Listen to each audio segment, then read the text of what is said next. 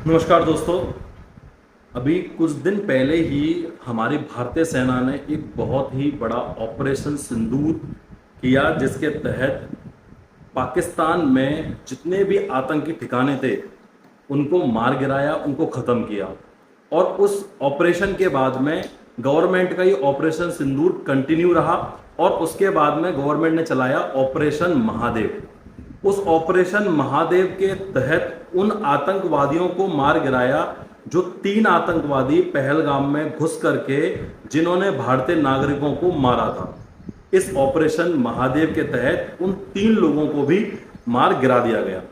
इस पूरे मुद्दे की जो चर्चा थी वो हाल ही में पार्लियामेंट के अंदर चल रही थी और यह संसद भवन में डिस्कशन चल रहा था कि जो ऑपरेशन सिंदूर है, ऑपरेशन महादेव है, वो सक्सेसफुली हमारी भारतीय सेना ने किया है और इस बात का मुंह तोड़ जवाब दिया है कि आतंकवादियों की सिर्फ एक ही सजा है।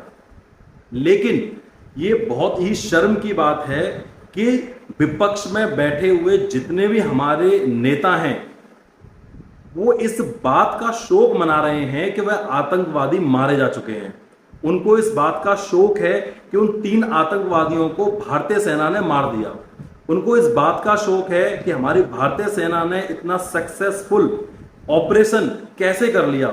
उनको इस बात का अफसोस है कि जब ये ऑपरेशन हो रहा था तो इसकी खबर उनको क्यों नहीं पड़ी, क्योंकि अगर खबर पड़ती तो शायद वह इस ऑपरेशन को रुकवा देते।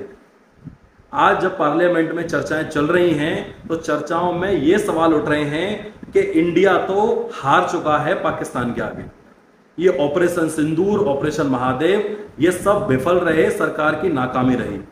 भारतीय सेना को उन्होंने ये बताया है कि कितनी बड़ी नाकामी के साथ में भी वे जीत के जश्न मना रहे हैं।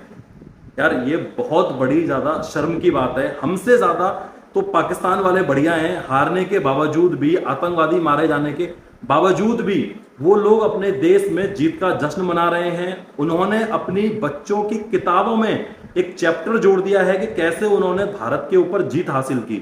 मतलब हारने के बाद भी वे उसको जीत समझ रहे हैं। और एक हमारे देश के नेता हैं जो राजनीति के चक्कर में इतना ज्यादा पागल हो चुके हैं कि उनको यह समझ में नहीं आ रहा है कि देश सबसे पहले होता है, हमारे देश का सम्मान सबसे पहले होता है, सब कुछ बाद में होता है।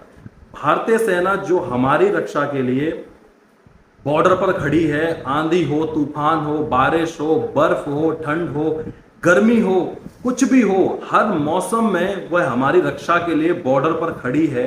और हम उस सेना का जो हौसला है वो बढ़ाने के बदले हम कह रहे हैं कि सेना का यह ऑपरेशन विफल रहा।